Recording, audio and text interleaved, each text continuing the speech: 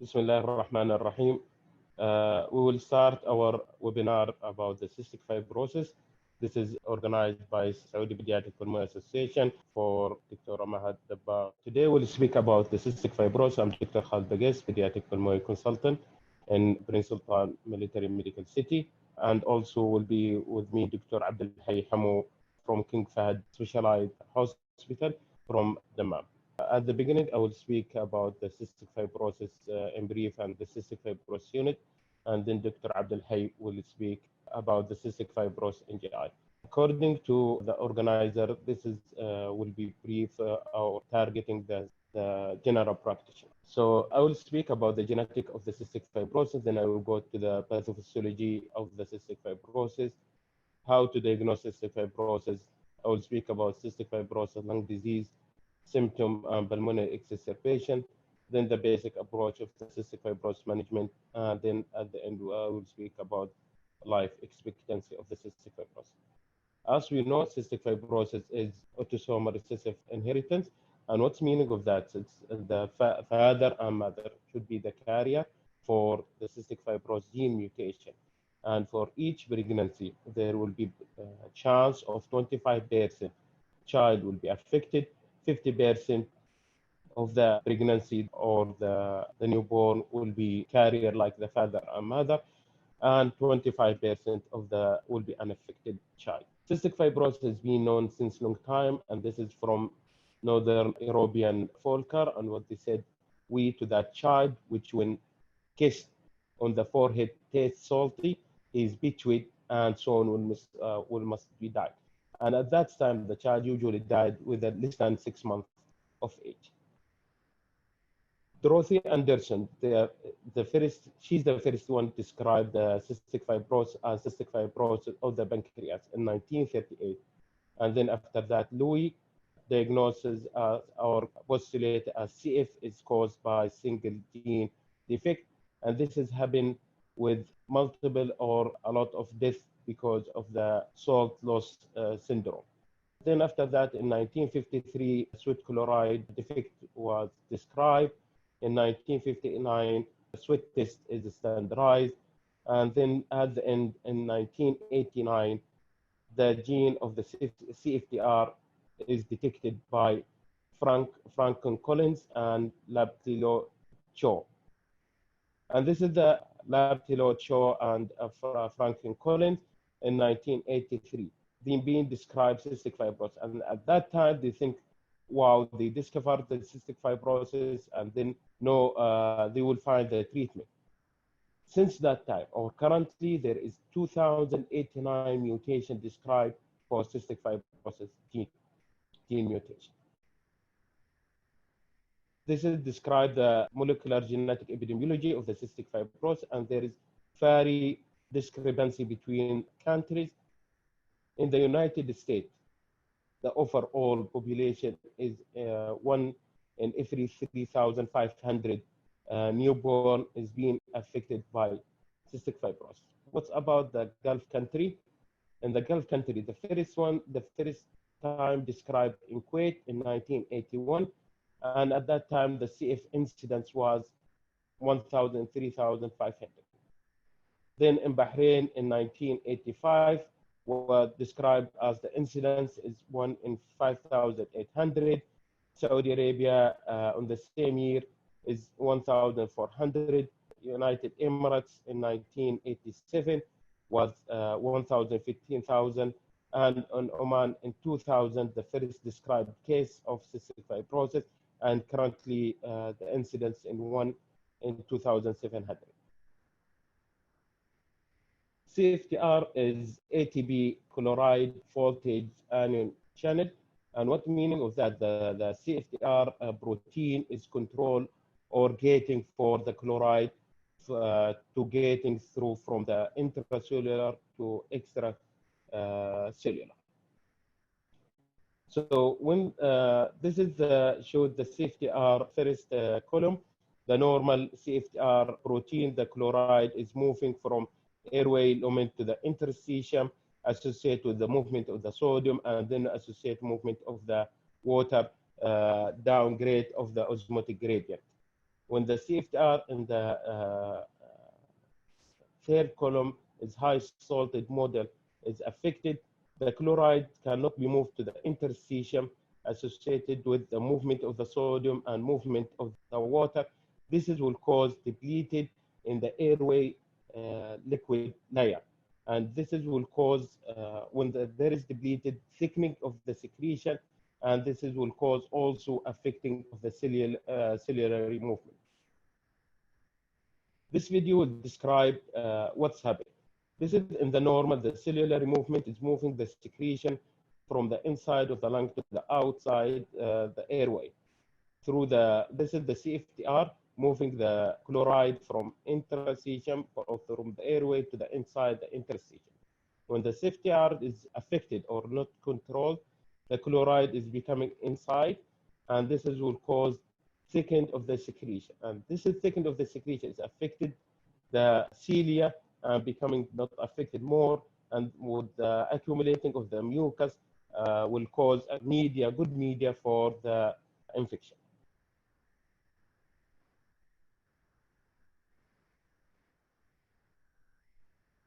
This is in brief in the lung, CFTR gene defect associated with the lead to defective in the ion transport, and this will cause airway surface liquid depletion, which will cause defective mucociliary clearance.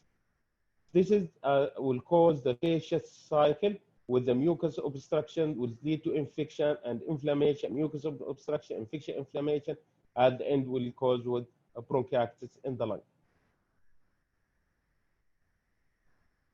CFTR is found in the lung, sinuses, pancreas, liver, bone, and vas deferens. And this is the sign and symptom of the cystic fibrosis in the body. You see there is a lot of the organ is being affected. There is specific sign and symptom happen in the specific age, like in the prenatal period. On the ultrasound, they will find a hyperechogenic bowel, and this is indicative of the meconium ileus. Also, you need to be high incidence in the family with the history of the cystic fibrosis, when there is also abdominal calcification and ultrasound or non-visualized gallbladder. In the neonatal period, there will be meconium ileus, protracted jaundice, pancreatic insufficiency, and positive sweat chloride. When you go now, they will start from the infancy or from the childhood. They start the respiratory symptom. At the end will lead to the bronchitis and hemoptysis with pulmonary obstruction, and end with recurrent and respiratory failure. This is a study done by Dr. Van de Venter and his colleague, and they report or they review all the study reported about the symptom from 1990 till 2014.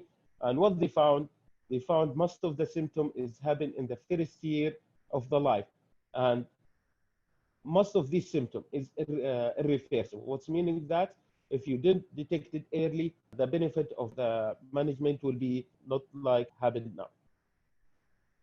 For the diagnostic criteria, need to have cystic fibrosis finding plus biochemical evidence of the CFTR dysfunction.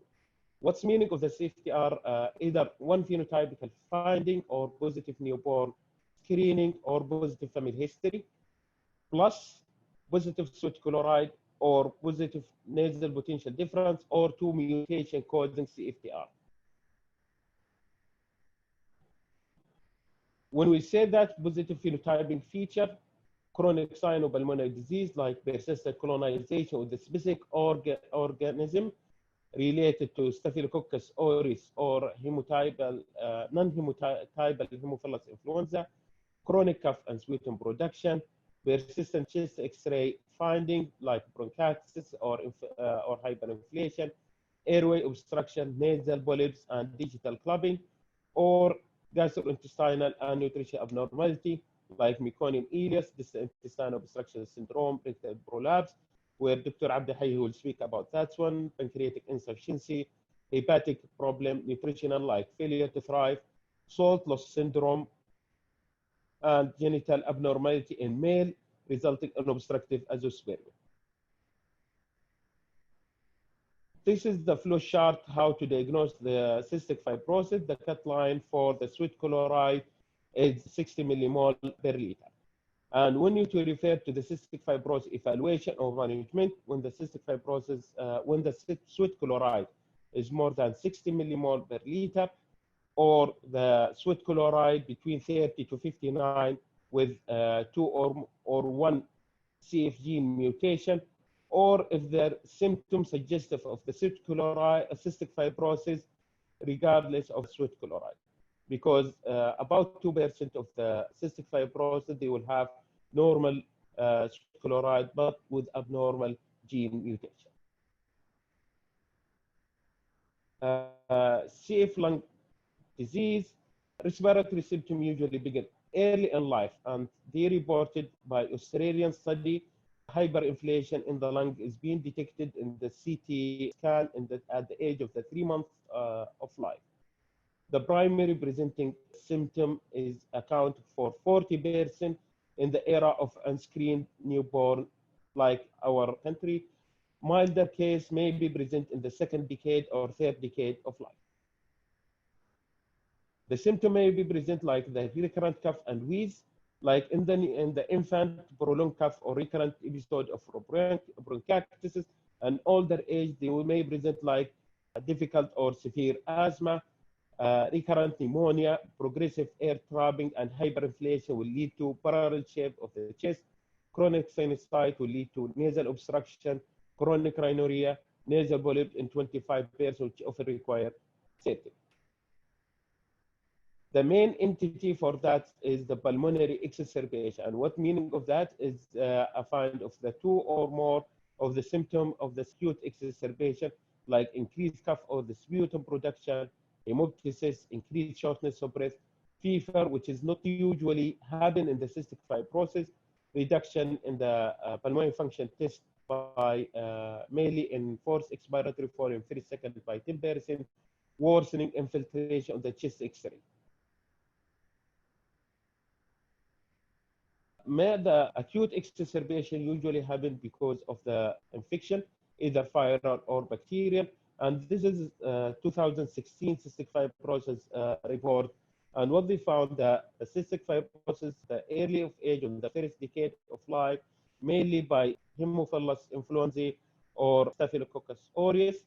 And then after the 6 years of age, the Pseudomonas acquisition is being started.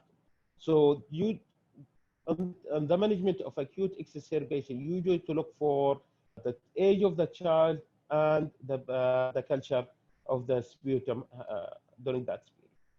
Management in brief, for in general prevention of infection through annual influenza vaccination, pneumococcal vaccination, and respiratory treatment like airway clearance therapy to clear mucus build-up through different modality of the airway, like flutter valve therapy, mechanical ventilation, manual chest percussion, high frequency fist-associated chest compression, associated with inhaled hypertonic saline to humidify the airway to reverse the physiological what's happened in the CFTR.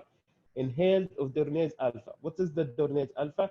The Dornase alpha is the broken down the dead white blood cell count. As we know, the white blood cell count is the only cell inside with the cell count have the nucleus. And with the dead of the white blood cell count, this will cause sticky, thick secretion. Dornase alpha will broken that secretion. And treat of the respiratory infection early with antibiotic, either with inhaled, like tobramycin or vancomycin, depend on the causative organism, oral antibiotic, or intravenous with the severe, or the one is not benefit from oral. Improve GI absorption of the fat and fat-soluble vitamins and nutrition. This will Dr. Abdelhai will talk about them. Manage the complication of the cystic fibrosis, and currently there is for specific gene mutation there is CFTR modulator, mainly for delta F508 and D551D and other modulator, about 25 gene, other 25. Currently, this is the Canadian Cystic Fibrosis 2018, and if you see the buff graph, about half of the patient is more than 18 years of life. And the estimated median age of the cystic fibrosis in the Canadian is 51 currently. Part of that improving in the cystic fibrosis life is improvement in the management. Like if you see in the first part in 1938, when they died at the age of 6 months, and at that time there is nothing did. Then after that, after discovery of the pancreatic enzyme, airway clearance, and lung transplant, the life expectancy getting better. And there is era now, we are in the era of the gene modulator. We expecting the life expectancy will be like the non-cystic fibrosis. So the key message for that is cystic fibrosis is inherited disease. The defective causing abnormality is the CFTR protein, which is cause abnormality in the chloride transportation. Different mutation, the CFTR result in variable effect on the CFTR protein processing and function. Currently, there is exciting new treatment available or in the development that are specific for different types of the CFTR mutation. Early recognition, and this is the most important. Early recognition is the main principle of the management. So this is the end of my presentation, and we'll leave the question at the end of the presentation. If you have any question, please through the Q&A boxes. And now I will leave the mic to Dr. Abdel Hay to speak about CFGI manifestation. Assalamu alaikum. Thank you, Dr. Khalid. Before we start, I would like to thank Dr. Adil Harbi, the chairman of the Saudi Pediatric Pulmonology Association, for his hard work and diligency for working hard on this issue, not only pulmonology, but also cystic fibrosis. Cystic fibrosis, unfortunately, was underestimated in the Arab region. But now, because of the technology and the genetics and everything going on, we start to see more of those patients around us. So my colleague, Dr. Khalid, presented nicely the pulmo part, and he went over the genetics and the testing. There will be some slice overlap, and then I hope by the end we will have time to answer your questions, because I see now, thankfully, more than 270 participants all over the globe. I have friends from USA, India, the Gulf region, Iraq, Egypt, Jordan, and everywhere. So thank you for really attending this nice webinar, although these are the last 10 nights of Ramadan, but I hope God will reward you for the time you are spending. So in the next 40 minutes, I will go over the gastro part, which is important really for our patients that we see in our office as well as in our clinic.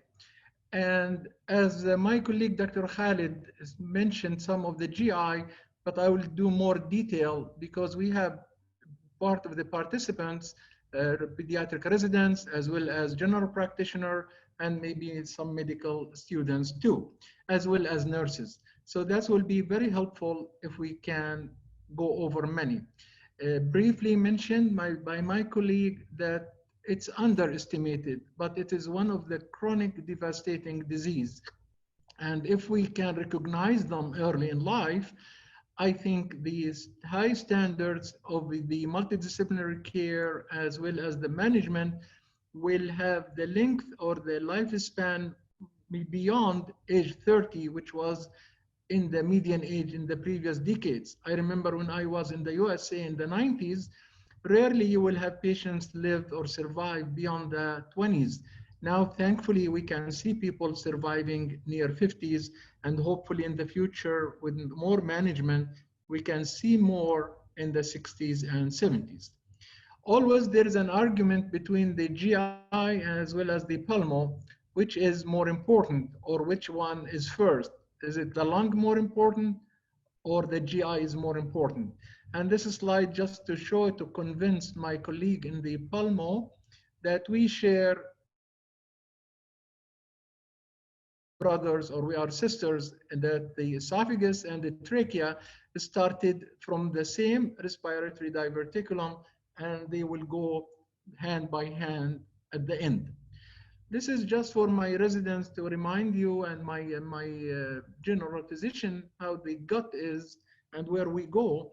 And simply, this is where our concern, the liver part, the biliary system, then the gastric, the large intestine, and we end down with the rectum.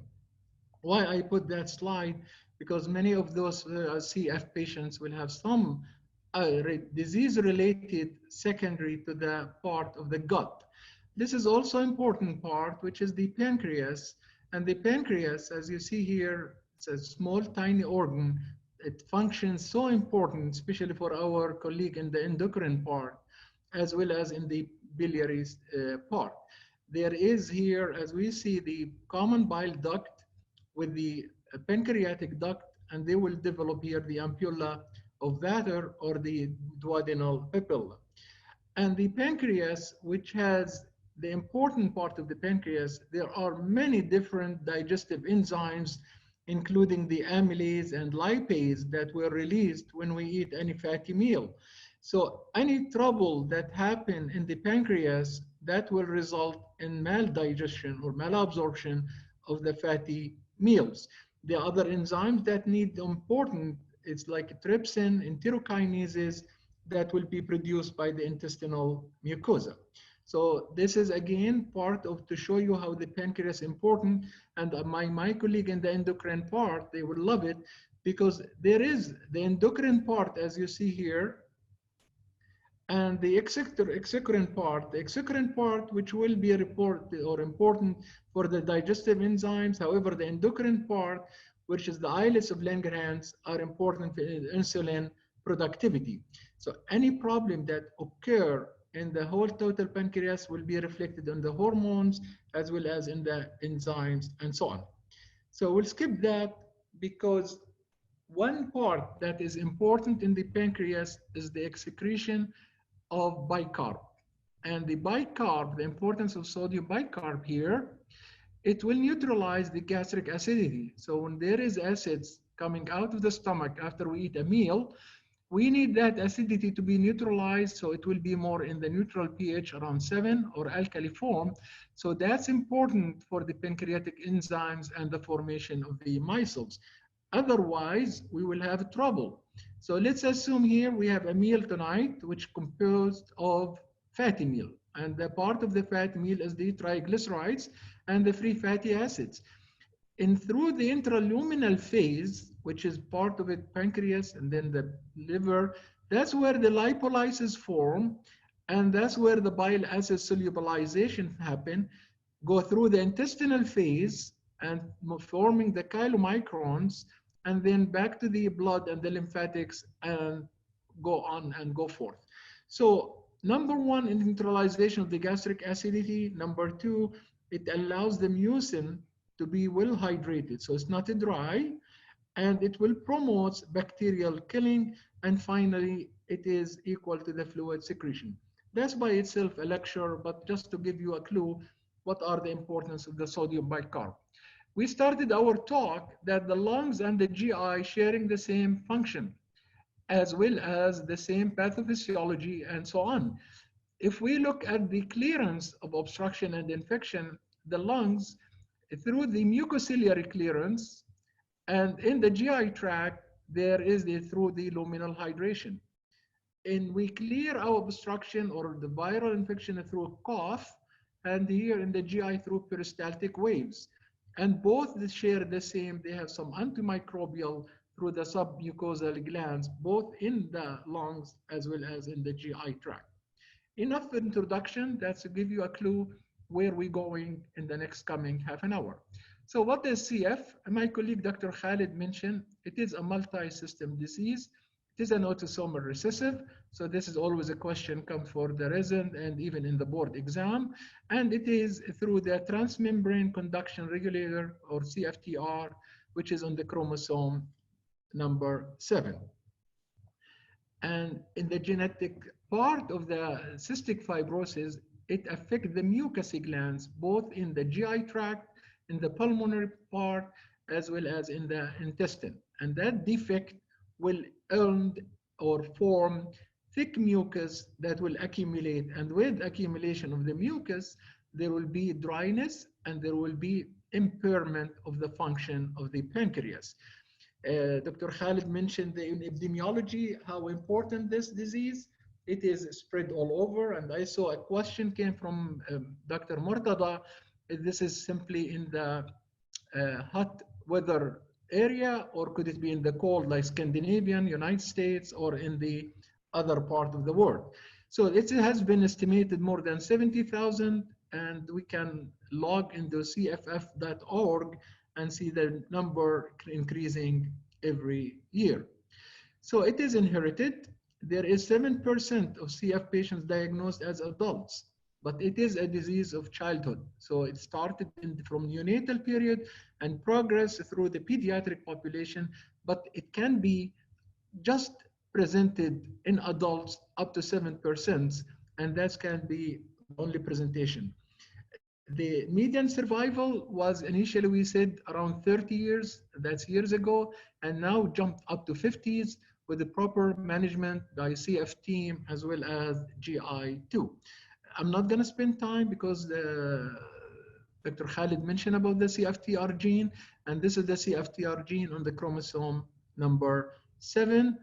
The features of the cystic fibrosis, why it's important, because it's a multidisciplinary disease, means it affects everything. It affects the pulmo, it affects the GI part, the endocrine part, the renal part, and so on and so forth. So if we look from early or early baby childhood, we have some neonatologists with us tonight. They can present as early as in the first few hours or few days of life as either obstruction, and we call it meconium ileus, that they will have no passage of meconium within the first 48 hours. So that will raise also a question of cystic fibrosis, Hirschsprung disease, imperforated anus, and others. But let's focus on this topic, which is CF, that if there is a delay in passage of meconium, that will raise or flag, think of CF as a differential diagnosis. Other, which is cystic fibrosis related diseases, and that's we mentioned diabetes, and that will come later in the lecture because of the chronicity of the pancreas and the fibrosis. They may end with what? Diabetes and so on. So the pathophysiology, if we look at it from what I described early, if the pancreas, the major organ now, because we don't want to jump, it can be CF only lung disease, and can be only GI, and can be both. Now we focus on the GI part. If there is absence of the CFTR gene, means the chloride bicarb exchanger that is responsible for secretion of bicarb, it will be absent. So there will be no production of the bicarb. That is important, as we mentioned early, for the acidity and for the enhancement or regulation of amylase and lipase. That will lead to what? Retention of the enzymes in the pancreas, and the retention of the enzyme will end in chronic pancreatitis, an autoinflammatory process, destruction, fibrosis, so the pancreas will be almost non-functional. If it comes to the intestine now, where there will be decrease in the water secretions, there will be thickening of the mucus now. That secretions that had been dehydrated or thickened, it will be desiccated in the interluminal contents, and that will end in what? In obstruction of the small and large intestine, as we see it in the neonatal period as meconium ileus. Furthermore, the other part will be affected is the biliary tree, and that's the hepatobiliary. There will be retention now of the biliary secretion, so it will not pass because there will be fibrosis in the biliary tract. There will be no secretions of the biliary system, and there will be, as a result, either focal or generalized biliary cirrhosis. There will be bile duct proliferation, and there will be, as a result, formation because of the stagnation, cholelithiasis, gallbladder stones, and later on, they are at risk of malignancy. Sweat now, And that's why we call it a salty sweat or a salty skin, because they are unable to reabsorb sodium chloride from the sweat, so it will pass through the sweat duct. So that's the pathophysiology of cystic fibrosis. How they present. Now we will skip the pulmo part that mentioned earlier by Dr. Khalid. Every part of the gut, they can manifest with CF. If we look at the esophagus, they are at risk of GERD, gastroesophageal reflux disease.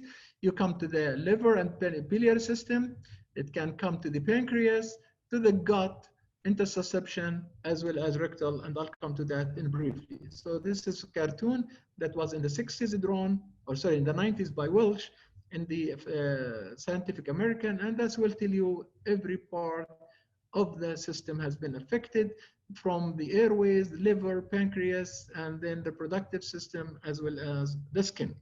So in a summary, what are the major signs and symptoms?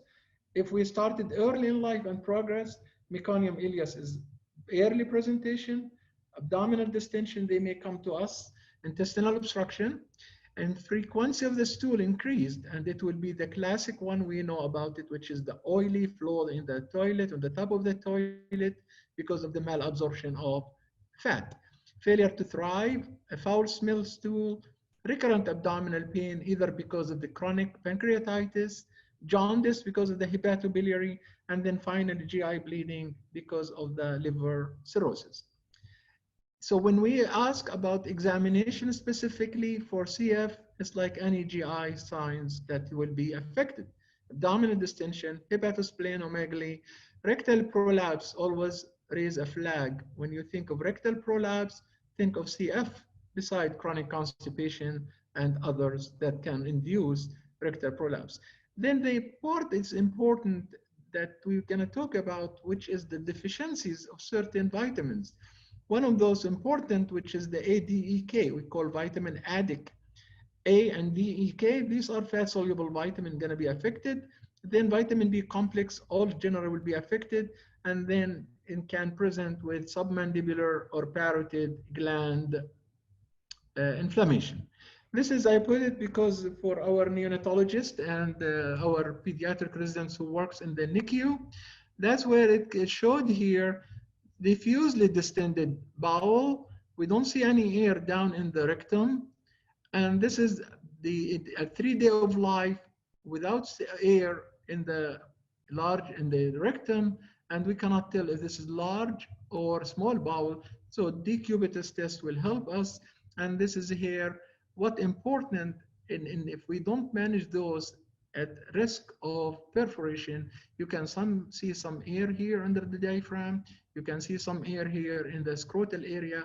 And that when we can suspect there is some problem with obstruction and so on. So that's we'll compare if this is surgical or this is functional. Keep it in mind always. Now, earlier we said they can come to you in the office because of the pattern of stool. And we said in the pancreatic insufficiency, because of the amylase lipase, it looks oily and it looks like foul smell and so on. And if there is meconium ileus, some of you may saw that in your practice, there will be like billets or like ribbon or like a tiny, like cat, like stooling. So in the hepatobiliary, what scares us as a gastroenterologist here is the development of chronic fatty liver disease or related liver disease, as well as the gallbladder. The liver disease that happen in those patients on the long term, and I have a few patients I follow in my office here at King Fahd Specialty Hospital in Dammam, that have chronic hepatomegaly, as well as liver cirrhosis, as well as liver fibrosis. And the prevalence up to 40%. So this is common. And it's the second leading cause of death in cystic fibrosis after pulmo part. The spectrum of the disease, it ranges from simply increased liver enzymes, steatohepatitis, for example, biliary cirrhosis, and finally is the development of portal hypertension and so on. So if looking here, what are the major part in percentage-wise? is the hepatic steatosis is the highest percentage, and you can see biliary cirrhosis, neonatal cholestasis. Dr. Khalid mentioned about jaundice in the neonatal period. So that will raise a flag, always raise the flag.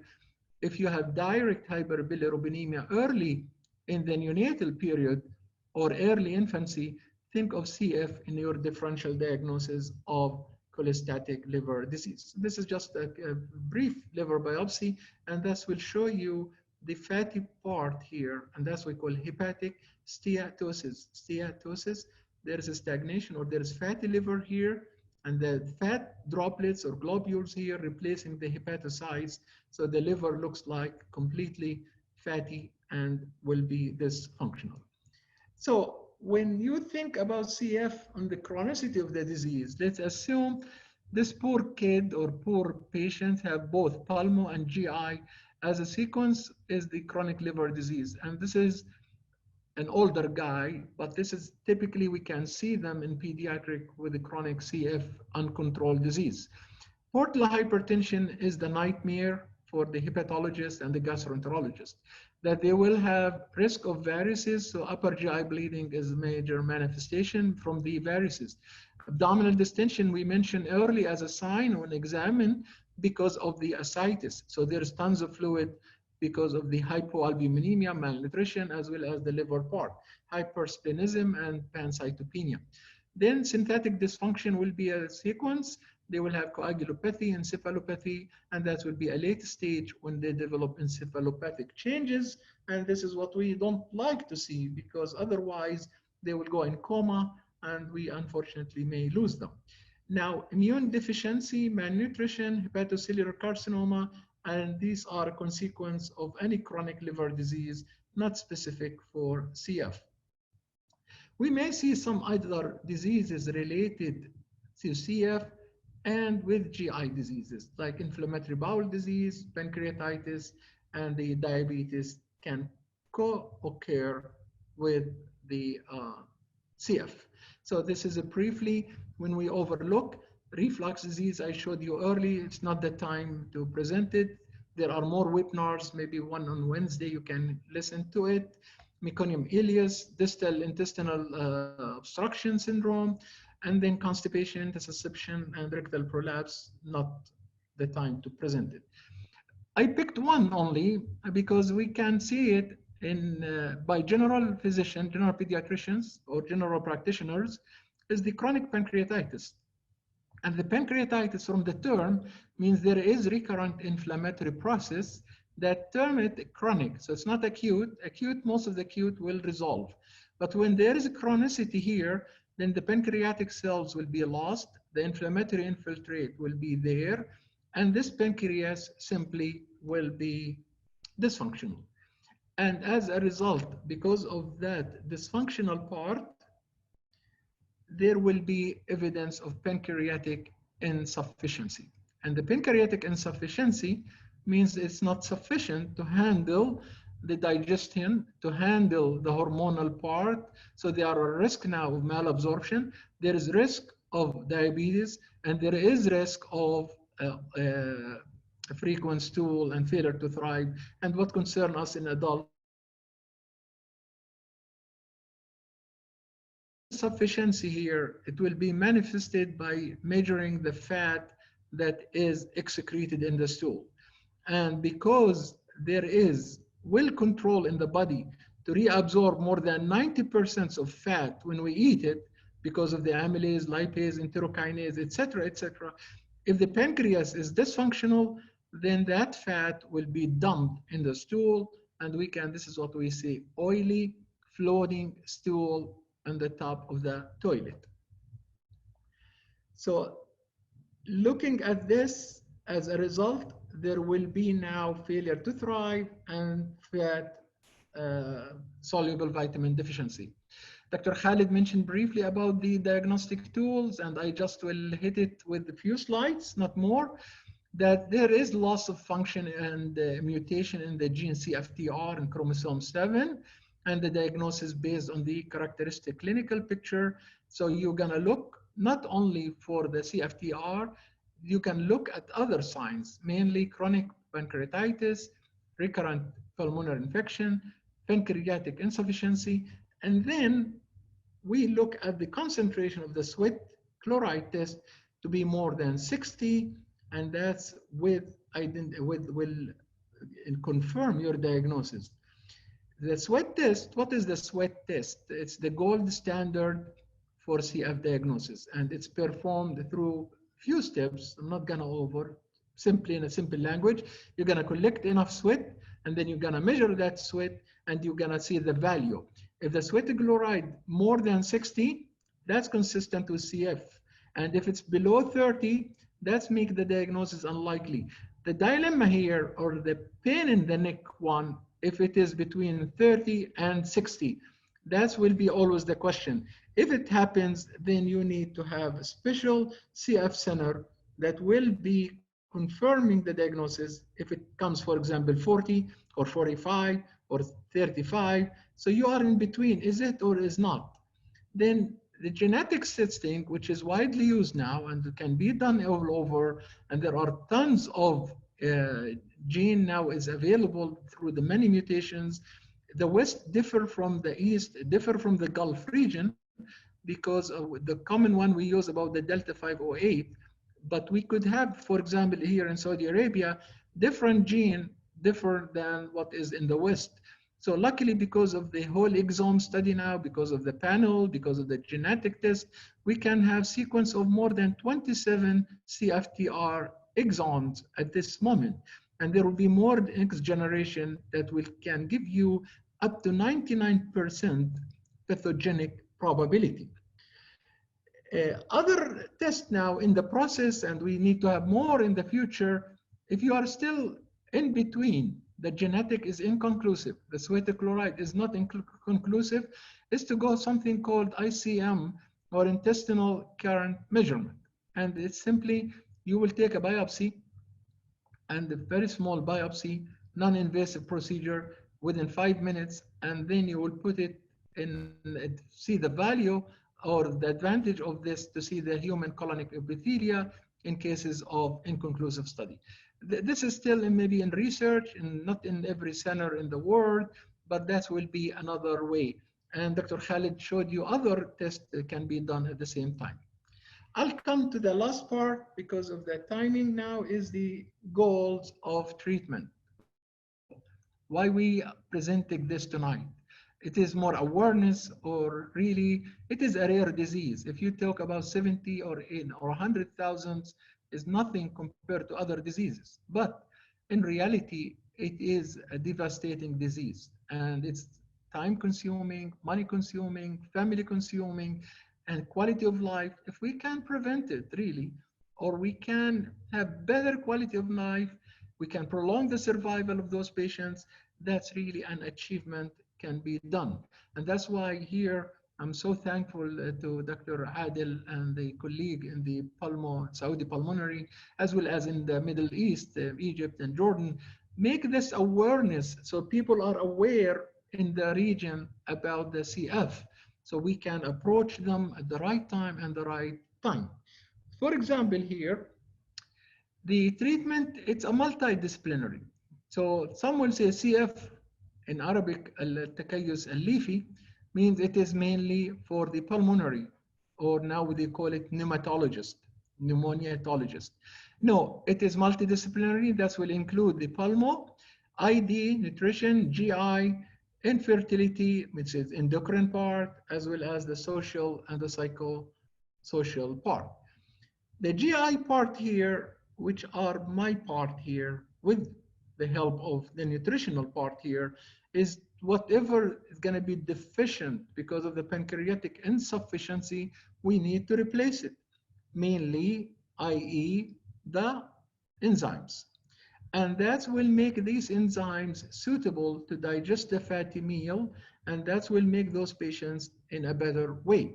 If it comes to the end stage liver disease now, we refer them to the hepatologist, wherever there's liver center, and that liver transplant can be done if needed.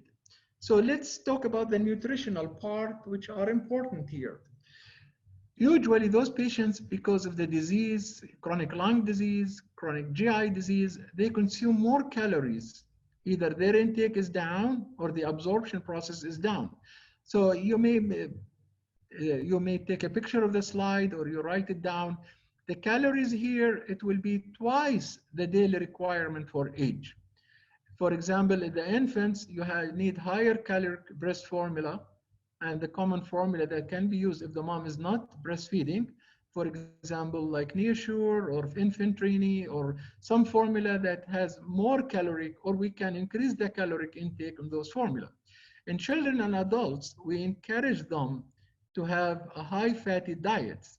And if they can have or consume whole milk or Pediasure or Exceda, whatever available, or Resource Junior, whatever available, that will help those patients to have high caloric intake if possible. If you can add heavy cream, cheese, ice cream, and flavor syrup, etc., etc. The protein need to be twice the requirement, and the fat part here is not risk at all. Some people say, oh my God, I'm gonna give him high lipid. No, we need more than 40% of the calories to be from the fat. Think about the vitamins. I showed you major signs of symptoms can be vitamin deficiency, especially the addict one. So we need to supply them with enough fat-soluble vitamins. And if there is sodium loss and the patients have high sweat chloride losses, then there will be more at the dehydration part. So there will be some replacement. So we increase the infants, for example, of their salt requirements 2 to 4 milliequivalent per day, which is equivalent to 1/4 teaspoon added to the breast milk or formula, beside what is in the formula as salt. The enzyme replacement now, this is maybe you are all waiting about to hear, is unfortunately CF up to 90% of their pancreas is defective, means insufficient. So what is needed now? They need enzymes. Luckily now there is available enzymes. They can be taken with meals and they can be either capsule form, and they will be mixed in the acidic food too, and are important content of the enzyme. What are these enzymes? Or before that, the dosage of these enzymes, and again, because we need lipase, which is the major part of it, up to 1,000 units of lipase per kilo per meal. And in children, it can be up to the same 1,000 units per kilo per meal, or 500 per kilo per snack. Older children, the same. The maximum dose can be up to 2,500 lipase per kilo per meal, or total per day up to 10,000 units per lipase per kilo per day. So we don't want to exceed more than 10,000 per kilo per day. Let's say a 10 kilogram kid, he needs around 100,000. But the usual one we need is 1,000. So 1,000 by 10, you need 10,000 unit of lipase. And this is what available in the market. And the one is famous, we know about it, is the Creon, which is the second smallest microsphere here. And there are different numbers. You may saw them or you remember them here. There is something called Creon 5, Creon 10, or Creon 20. Each number means the units in the capsule. If Creon is not available, there is alternative here. We have pancreas MT. The same, there are number 4, 10, 16, 20, and the same are the units multiplied by 1,000. And Ultrase, and then it's Ultrase MT. So there are different kind available in the markets. The one we used to it, or we famous in our region, in the Gulf region and the Middle East region, is the Creon. But if it's not, there is an alternative, which is the pancreas or Polyzyme or Ultrase. So these patients took the enzyme, and the mom come to you in your office and say, listen, he still have foul smell stool, oily stool, he's not growing, his abdomen distended, what is wrong? So now the questions will come that you will ask those 5 questions. You may switch the brand names. Are they compliant or not? And is there other causes? And then you may refer to them to the GI. And sometimes you may use acid blockers at this time. And the one available now is the PPI because the H2 blocker is withheld in the market. And I warn you here, and this is generally speaking, be careful not to give an overdose of creon or pancreatic enzyme because you will end in what is called fibrosing colonopathy. Fibrosing colonopathy means there is risk of stricture with high dose enzyme that will damage and scar and stricture the large intestine. If there is liver disease, there is a different approach here, and that's a different topic here. Then think of other alternative if you are worried about malnutrition and how they will give the formula, whatever the enzymes, and so on and so forth. Now, although we do not have it in our region, but in the West, in the United States, which I was practicing, now the patients can be followed by pediatrician up to 21 years of age. So we may face with pregnancy, pregnant ladies, the CF here.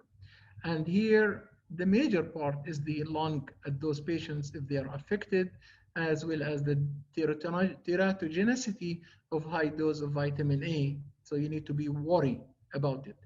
Transplant now is with the chronic liver disease that you fail all the measurements and portal hypertension, varices, poor growth, the synthetic function affected, and so on. So there will be the candidate for transplant before that. But, and I put here 3 lines, and that could be a board question for our residents, that pancreatic disease will persist even with transplant. So we save the liver, but the pancreas is still, unless we will do pancreas transplant.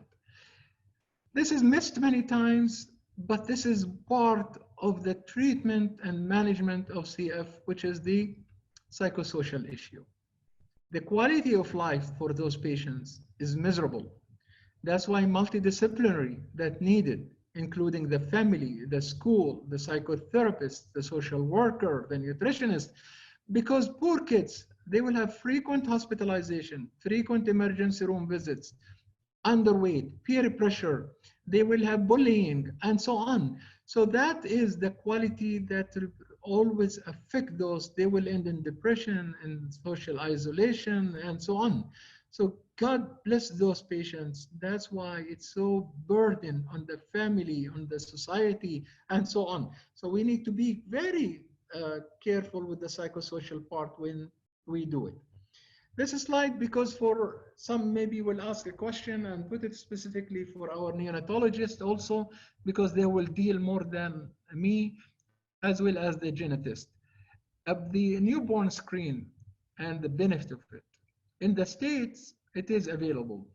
In the Saudi Arabia, I heard in a few days there is a universal, or they are starting this. Maybe I don't know about Egypt. Some of the physicians from Egypt can help me with that part. Same in Jordan, same in Iraq. Anyway, the newborn screen here is important here because it will early detect and diagnose those patients. They will improve the opportunity for major management in the future, nutrition, vitamin deficiencies, cognition, and so on and so forth. So newborn can label those patients. You can tell as early as possible, and that will help them. And I know it from the States where I was in Boston. There is a good test for that, and that manage those patients in appropriate way as early as the first few years of their life. I will end in the last few slides, so we'll be ready after that for your questions.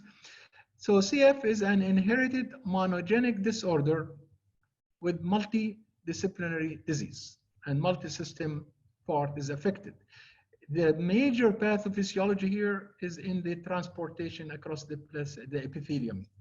Major organs are affected is the pulmonary, respiratory, GI, and genitourinary systems. If we pick them early, we can prevent, and we can support, and we can get the support from the government, support from the society. Luckily, our society in Saudi Arabia, the CF Society, is very helpful and always in a routine meeting with families and even announcement. So we are so strong in that part, and I hope in the rest of the Middle East and India, they can follow the same pattern as well as in Iraq. There are similarities between respiratory and GI tract, as we mentioned, so there will be always no preference between, between GI and pulmo. We are brothers or we are sisters, so we share the same. So the pulmo and the GI tracts have the same similarities in the CFTR junction, as well in the obstruction, infection, inflammation, as well as the clearance of all of the above. Animal models and techniques are used to explore one system land inside to the other part, and treatment major now is focusing on the modulation to improve the GI part as well as the respiratory tract function. Dr. Khalid made just a quick comment in his last slide about the future, about the enzyme about the genetics and the gene studies and so on. Hopefully in the future, we can hear more about this part and so on. I would like to thank you for listening, and I'm really so thankful and honored to be part of this webinar. Thankful to the Saudi Pediatric Pulmonary Association with the chairman, Dr. Adil, as well as with my colleagues in the CF group in Saudi Arabia and the Gulf region. And I really thankful to my colleague, Dr. Khalid, for this opportunity to co-share with him this presentation. And I will be happy with him to start the answering some of the questions.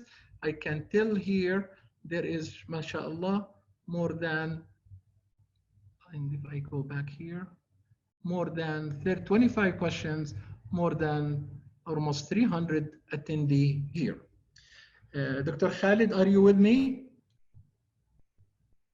معك دكتور عبد الحي. The first question for you, Dr. Khalid, comes from Dr. Murtada Shabrawi from University of Cairo. Was CF historically present in hot climates, but those patients vanished by natural selection? طبعا based on the historical even before the discovery of the cystic fibrosis, there was a lot of death because of the because of the salt loss, and we expect, and if you ask some of the family in our society, they have a couple of the child the death and they didn't know the reason of the death. I pointed part of that is because of the salt loss syndrome or because of the electrolyte imbalance. Thank you. Second question, because it's related to our region here. What is the frequency of CF in the kingdom? So the frequency of the cystic fibrosis in Saudi Arabia is difficult to answer because there is no currently registry, but it's been reported is 1 in 4,200, one baby in 4,200 of newborn child. So this I is hope according to the literature. And I think our CF association, they are working hard on the registry data. Hopefully in the future we'll have more answer for that question. The expectation for that is the true number is because if you look to the consanguinity or to the relative marriage in our societies is high. In our country, Saudi Arabia, is about 50% of the marriage is first degree of consanguine. Right. There is, I think we hit both of us about this question, is how to diagnose CF in newborns. So the first line is, or the gold standard for the diagnosis for the cystic fibrosis is sweat chloride. And currently they're lowered down for both newborn to the level of 30. And as we said, that below 30 is unlikely. But however, we should be careful because there is 2% of the child, they will have cystic fibrosis with the normal sweat chloride. But according to the guideline, less than 30 millimole per liter cystic fibrosis is unlikely. I will ask you, then I will switch the question to you. Very nice question, and I think many people are waiting for this question to hear. Think about the lung transplantation. Is there any study or this issue regarding response, failure, or recurrence of the disease after lung transplantation? So the main objective for lung transplant in the cystic fibrosis is to improve the quality of life. Okay. And this is to improve the lung problem, not the GI problem. With the lung transplant will improve the lung problem only. There is about 50% 10-year of survival post-lung transplant. And this is better than the other indication for lung transplant in adulthood. Still back again, because these are good questions for you. When do we consider bacteria in the sputum culture as colonization? And do we need to treat it once classified as colonization? Dr. Adil. So in the cystic fibrosis, any organism is considered that the infection, and usually they will be eradicated, specifically if there is Pseudomonas, Staph aureus, other nasty organism. Considering of colonization, if you treat it or try to eradicate and you fail, but there is no respiratory symptom, at that time you will consider as colonization. But be careful for colonization regarding the Pseudomonas and MRSA, and this is the sometimes you need to suppress these two organisms even during the colonization. There's a question from my friend from Texas, Dr. Rafio. Very nice question. If you, what do you think about, oh my God, they're jumping this. As a monarch airway. Monarch airway. Yeah. Monarch airway is similar to the fist, but is the different is the fist. The monarch is portable, so it's being carried. Actually, I didn't know any difference between over the other airway clearance system. And there is one study done in SICKID. They comparing the flutter and the fist, and they found there is no difference in pulmonary exacerbation between flutter and the fist. But in the monarch, I'm not aware any difference in that. Because I know in the States they are using the vest for like 5 year and 6 year, and they have some success. We don't have it, I think, in our region. Do we have the vest here? We have it. We have it. Use it, but because there is no because there is no difference in the pulmonary exacerbation. So most of them they use it the other modality of the airway clearance, because the cost is very costly for the fist comparing to the other modality of the airway clearance. But we prescribe for those who had difficulty doing the airway clearance by other modality. This is a co-share question between me and you. What about the life expectancy in Saudi Arabia? And what do you think about the 3 major treatment part, which is the hypertonic saline, Ventolin, and Creons? I think, in my experience here over the last 6 years, thanks God, we don't have mortality, but because this age, after 16, they will be followed by adults. So what is your experience about the expectancy in our country? I back again to the because we didn't have registry in our country. It's difficult to answer this question per se. But if you ask some of the adult pulmonologists or adult GI, they start to seeing patient in the adult period currently, and this is we say that there start to be good treatment from the pediatrician handling to the adult physician. This question came to me from Dr. Eso from Iraq, and I want to say hi to him and thanks for attending. How much is the sweat test is dependent in the diagnosis? I think it is highly still the gold standard, and we still rely on it. And do you agree with me? Yeah, it's called the gold standard for the So diagnosis. above 60, Dr. Aso, is you can swear بتحلف. If it is below 30, you can swear this is not. In between, you are in trouble. Now, this is also. طبعا this other question for you, Dr. Abdul Hayy. Is there role of probiotic in cystic fibrosis?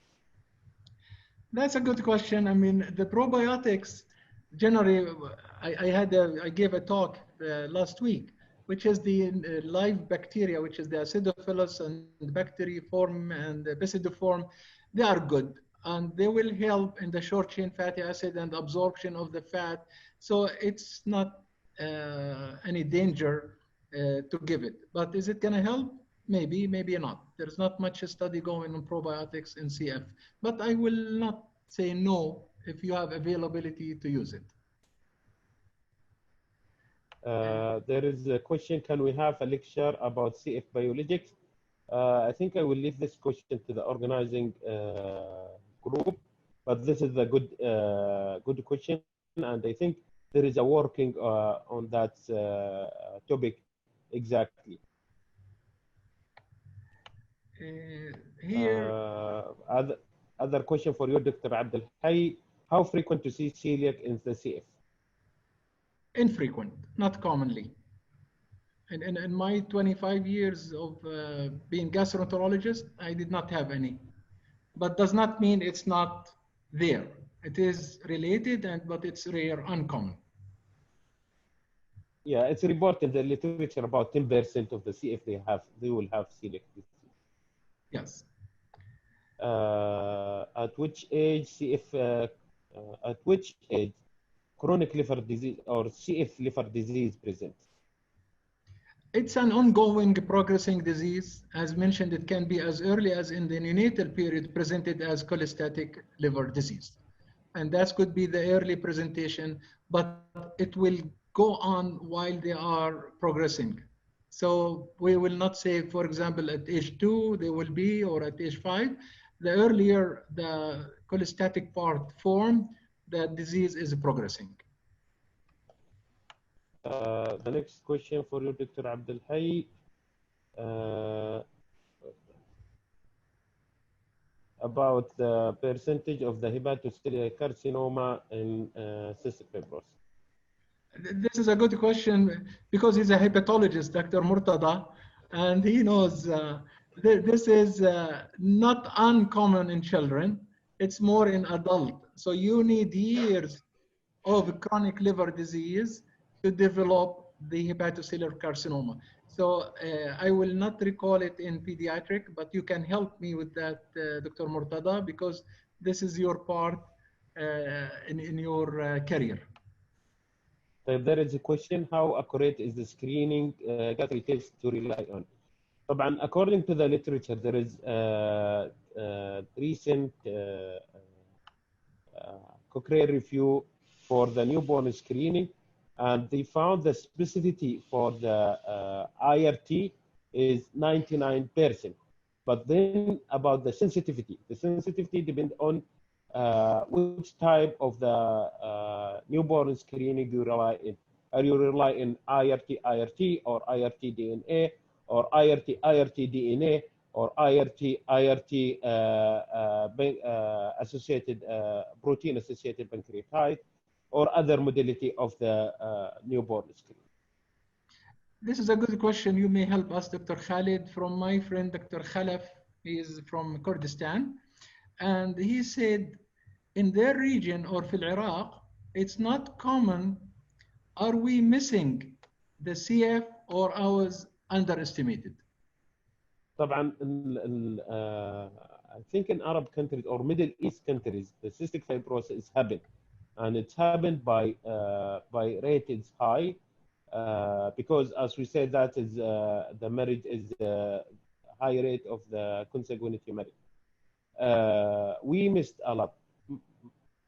Like if you looking to the patient present in our clinic, and a lot of the pulmonologists being diagnosed initially as case of asthmatic, as case of asthmatic, and then because of there is no improvement in asthma, or there is a state of the failure to thrive, or then after that they developed of complication of the cystic fibrosis, be rethinking about the cystic fibrosis. And when they do the cystic fibrosis or the sweat chloride or the gene, they discover the patient or the child have cystic fibrosis. Okay, that's come to me also from Dr. Khalaf. How about GERD and CF? Are you, what is the question here from him? How can we approach patients with CF and GERD? Any difference comparing to others? It should be the same. I mean, if they are presented with acid reflux symptoms, then you're going to treat the same way you are treating GERD. So there is nothing specific with CF and GERD. But again, with GERD in CF, abdominal distension, so they will have more slowness in the motility. They will have less peristaltic, so there may be higher chance of gastroparesis. That will decrease the output of the stomach and increase the risk of reflux with those patients. But again, I will be careful because also there are risk of varices in those patients. So you may treat the GERD if they are symptomatic the same way you do. But the more important, back to your question, Dr. Khalaf, if they have high acidity, you may need to give PPI or a H2 blocker in order to enhance the pancreatic enzyme like creon or pancreas. That will increase the absorption of those enzymes if possible. Here, what is, this is a question to you. Dr. Abdel Hayy. Oh, from Dr. Rafio. Despite high prevalence of the pancreatic endocrine and exocrine insufficiency in cystic fibrosis, pancreas transplantation is rarely reported. What is your experience at Tufts University with the pancreas transplantation? I mean, this is a good question. I know Rafio, he likes to scratch his mind. There is nothing, I will not remember, there is an isolated pancreas transplant. Usually, if they want to do, they will do multi-organ transplant, including the liver, for example, and pancreas, or small bowel and pancreas, for example. But specifically for pancreas in the CF, I don't recall. As well as it's a major surgery and they will not improve it. If we can handle the pancreatic insufficiency with the nutritional or whatever, it should be sufficient. It's more important is the pulmonary part. So I don't recall, Dr. Rafi, I will search with you, but we did not do it at Tufts, neither at Boston Children. And if it was done, either it will be done in Nebraska or it will be done in Pittsburgh. Those are the major two transplant centers in the world. There is a question to you, Dr. Khalid. What is the best way to treat CF?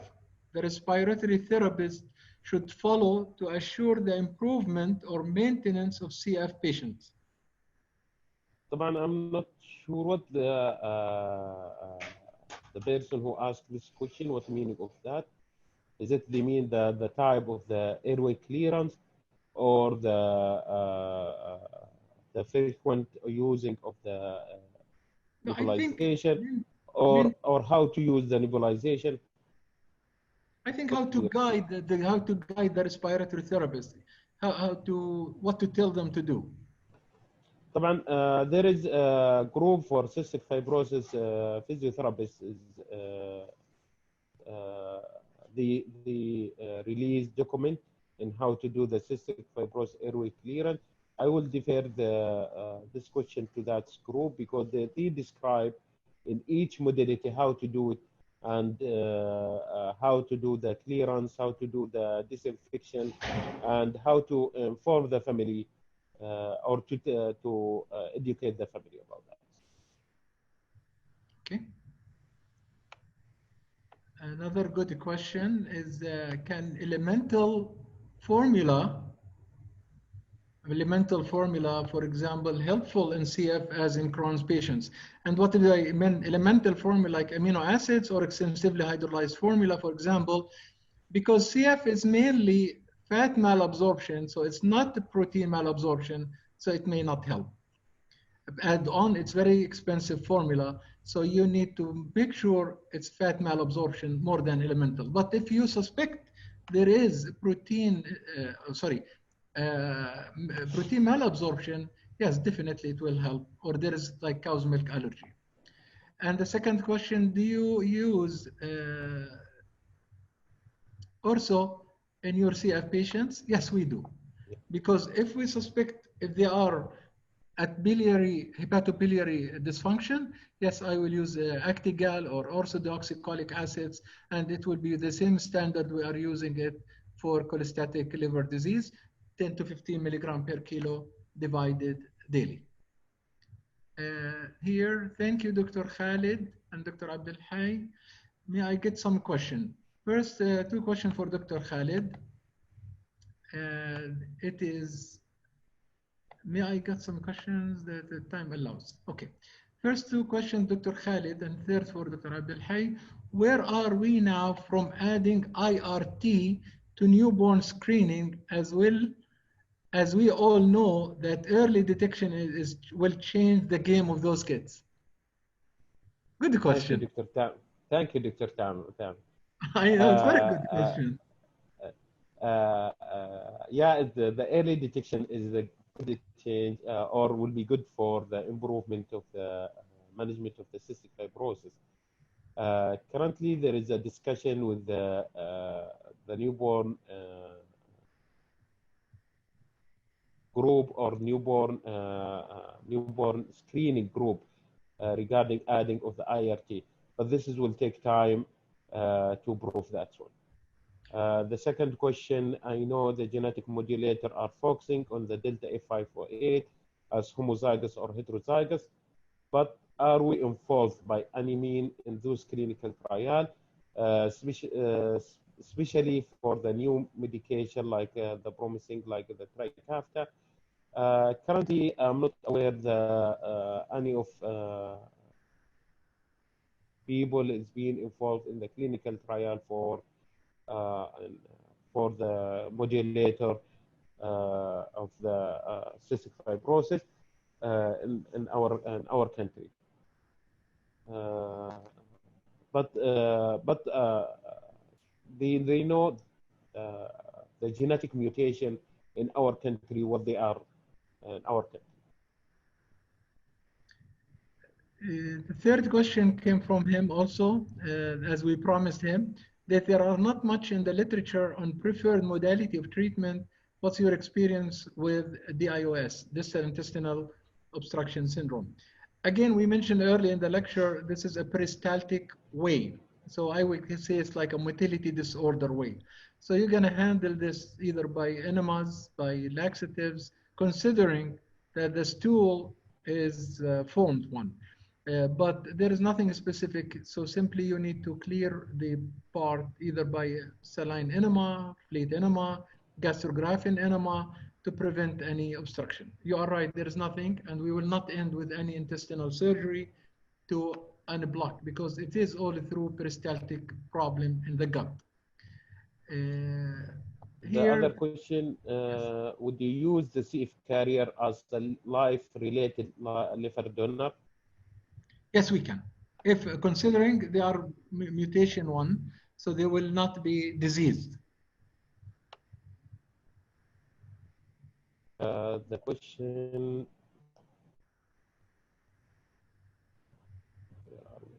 Here, there's a good, where am I?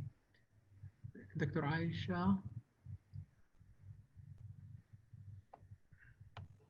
Because they're jumping.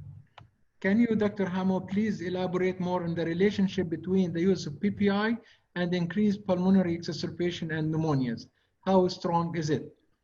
I think I will have half of it related to Dr. Khalid because it's the pulmo. And again, the PPI, as mentioned, is important for the increasing the or maximizing the effect of our creon, our pancreatic enzyme. So if it is indirectly decrease the abdominal distension, it's indirectly decrease the straining when going to the bathroom and so on. This is like imaginary part. But how it will help the pulmonary exacerbation, Khalid? طبعا there is couple of theory that the BBI will increase the exacerbation because they will decrease acidity, and then will this will part of increase of variability or virulence of the organism. Currently, I will leave it to Dr. Abdelrahim, but currently, what I know that the PBI is not at the starting of the starting point when you're starting the cryon or the pancreatic enzyme replace therapy. We use it when the dose is reached to maximize or reach that child is not get benefit from the pancreatic enzyme replace therapy. At that time, the PBI is being added. Yes, I agree. And I will mention when we will use the PPI, if there is no improvement, either you are thinking you're maximizing the dose, or they're still having loose stool, or there is oily stool, then you're going to use the PPI to enhance it. There is a good question came here, and about major criteria of CF. Do I need to no? Can the doctor share the no? Nice to hear, Dr. Hamo. My question to you, what is the relation between CF and celiac? We answered that, Dr. Basim. It's simply, we said there are some reported up to 10% that they have CF and coincident will have celiac. Celiac, it's an autoimmune disease, as you know. CF, it's a genetic disorder. So they may be incidental finding or related. But in my 25 years, I don't recall any case, but does not mean they are not common. Thank you, Dr. Basim, for that. Again, what about the... I'm so glad there are too many questions. Still, the audience are more than 200 attending, and that's it, important. What about the scope of gene therapy in Saudi Arabia, Dr. Khalid? As we know, the gene therapy or the modulator is depend on a specific gene type. So if you look into the type of the gene in Saudi Arabia, like the report is being by King Faisal Hospital, is about Delta F58. The homozygous is account for 13% around that. So this is will be eligible for the specific type of the modulator. Regarding the other type, it's as we said that the gene therapy is directed to the gene mutation, and is not the one is not approved. Nobody will use it for the gene therapy. It's a good question from one of my colleagues in I think he's in Jordan, Dr. Abdullah, and he said here, thank you so much. Some pulmo doctor start GERD treatment for long periods, knowing the side effect of PPI. Are you with the policy, and do you advise impedance pH? Mary, we try to decide whether to start this kind of treatment or not. Some pulmo, this is irrelated to the topic of tonight, but I think if the pulmo has high suspicion that they're recurrent silent aspiration or laryngitis, pharyngitis, but not for a long time, you need to put it for, as you know, you're a gastroenterologist, up to 8 weeks trial, 12 weeks, and see. And if they fail, then I'm with you. Either you do the impedance test or the pH probe and so on. So yeah, we don't want to abuse the use of PPI and the long-term side effects. Thank you, Dr. Abdullah, for that question.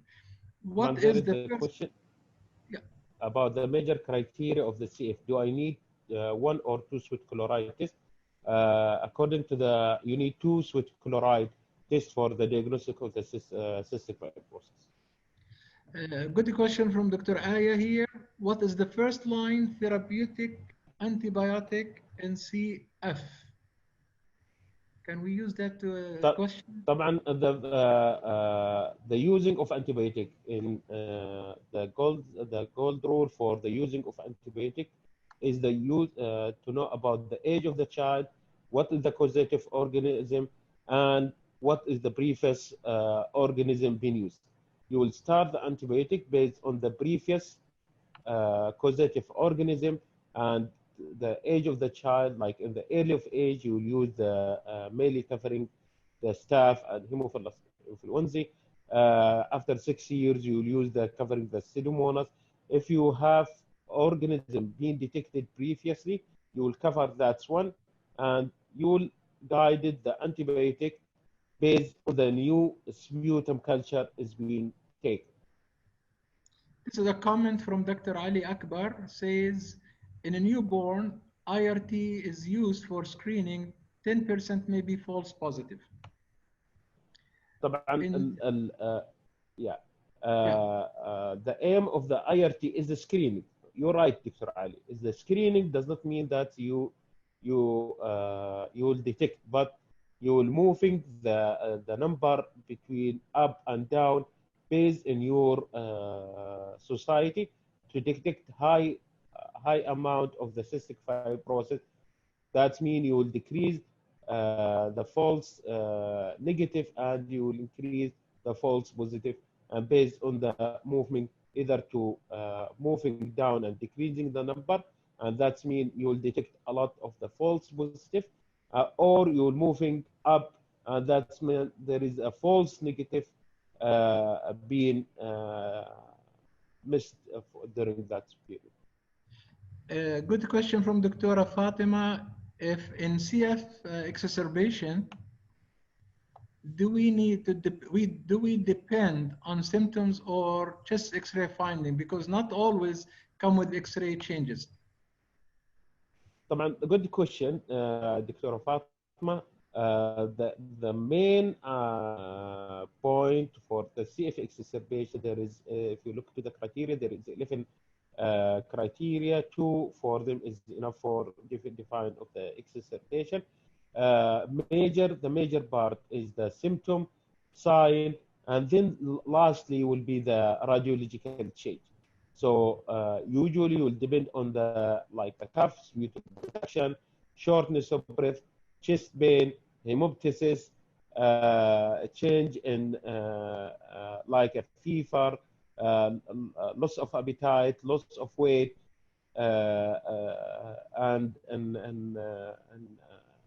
an objective like the decrease in the lung function by 10% from the baseline. The change in the X-ray is not that much, but if you find it, this is one part of the criteria for defined of the cystic fibrosis exacerbation. That's a good question. I'd expected to come from Dr. Aya Bouhwele. Very good, because of the era of Corona now that we are surviving. And the question came, what are the implications of recent COVID-19 on the frequency and management of CF patients? Do we have? Thanks. I don't recall. طبعا the implication of the COVID-19 on the frequency management of the CF patient in the worldwide, what they found now in the mainly in the Europe and North America, they found there is less number of patients of the CF being exposed to COVID-19. The expectation for that is because of the CF patient, they've been managed before, how they take care of their self, like the wearing mask, rubbing the alcohol, using of alcohol for rubbing hand, and being away or being in contact with a sick patient. And at the time of the announcement of the COVID-19, there is increased awareness of the patient, CF family and the patient for the disease. So they've been away or in contact with the COVID-19. My colleague, Dr. Marwa D, professor of pediatric GI, has a good question. Is the neonatal screening for CF routine in the kingdom? I think so It's far not it's not. currently there is. We don't have it. Dr. Abdullah also asked the gastroenterologist, asked another good question. Do you, where is it, Dr. Abdullah? Do you use prokinetics in your center for delayed gastric emptying in patients with pediatric cystic fibrosis? As you know, Dr. Abdullah, the prokinetics are very limited here in the kingdom, even in the globe. The one, if we are using, is the domperidone or motilium, because we don't have others. The use of Reglan, for example, metoclopramide, propulsid, or cisapride, are very limited, and the studies even did not help in those gastric. If it comes to delayed, you may consider domperidone, although the studies are not enough, or erythromycin in a small dose to decrease the emptying. Consider also the other part, which is the fatty meals. What do you consider a candidate for lung transplant? That's another topic, Dr. Khalid. I did understand the question. What do you mean by consider of that? What are the standard, what patients are considered candidate for? So there is. Yeah. So there is criteria has been in 2018 for consider of the lung transplant for cystic fibrosis patient, mainly if the patient start to have exacerbation frequently over more than 3 times or 4 times in a year, or the patient start to have hypoxemia or require also non-invasive, or the dropping in the lung function fastly over 1 year. So this is being considered as a candidate for evaluation of the lung transplant, not for the lung transplant, because after the aim is to refer for evaluation of the transplant as early as possible. So the patient will be followed up with the transplant team, and at that time they will consider, they will do a lot of workup if the patient eligible for transplant or not. This is a good question from a friend of mine from Massachusetts in Boston, and she has a good question here. Say, what happens if the patient has undergone pancreas and liver transplant at an early age? Will be free of CF after that? I think it's, Miss Mary, it's not an easy procedure to do pancreas and liver transplant, first of all, in early, considering the complication and so on. But is it going to be free of pulmonary part, Khalid? We know that the transplant, like the liver or the pancreas, it will not be decrease or treat the lung problem. There is two separate in the transplant. If you do transplant for the lung, they will not treat the GI. If you do the transplant for the GI, they will not treat the lung. Thank you so much. One last question, because we need to conclude. It looks like a wonderful time, yeah. It is great. A question came from Dr. Serdar. Is there any special combination of the four vitamins in the market specifically made for CF patients? I mean ADK, and what is the trade name? There it is available in the States. I think it's available in some Gulf area as an ADIC, vitamin A, D, E, and K in one capsule. So it is available. In Saudi Arabia, we have separate one, vitamin A alone, K alone, E alone, and D alone. By this, I think we'll have Dr. Adil to say something. And really so thankful to everyone who participated over 2 hours now and still with us until this minute, more than 166 participants. Very pleasant and very wonderful, Dr. Khalid.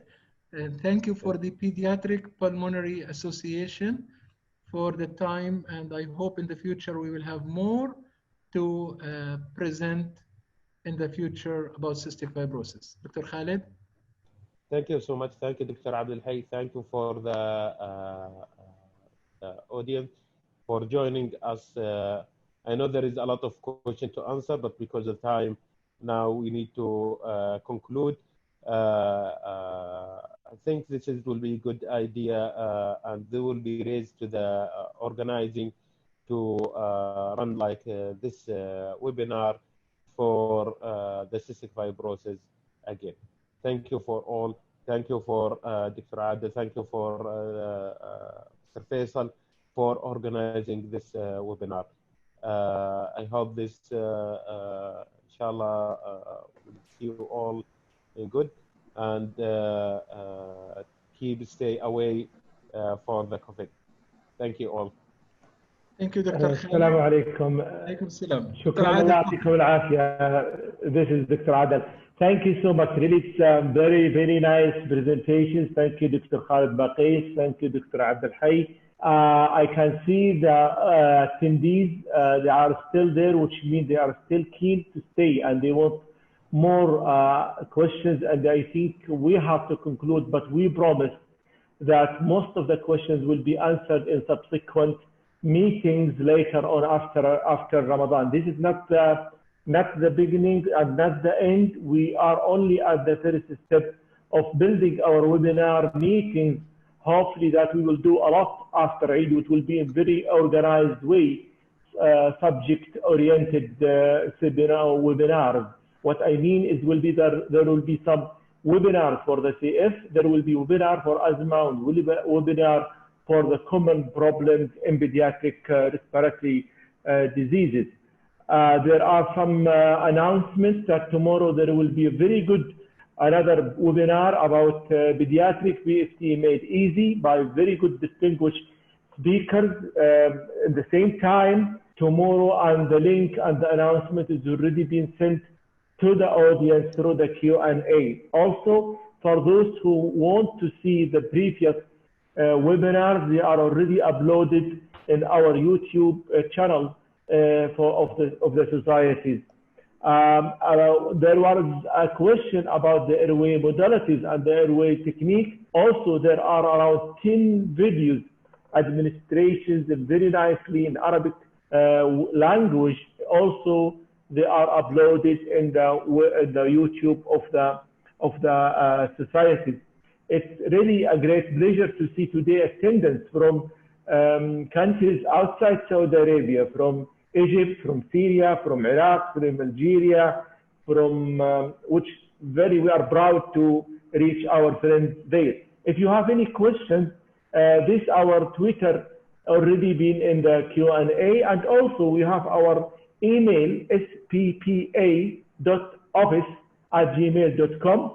I see some questions asking for certificate of attendance, so we can provide that. Unfortunately, there is no CME for this because we are in Ramadan and there is no official body to release the CME, but we promise to have a CME accredited activities in near future.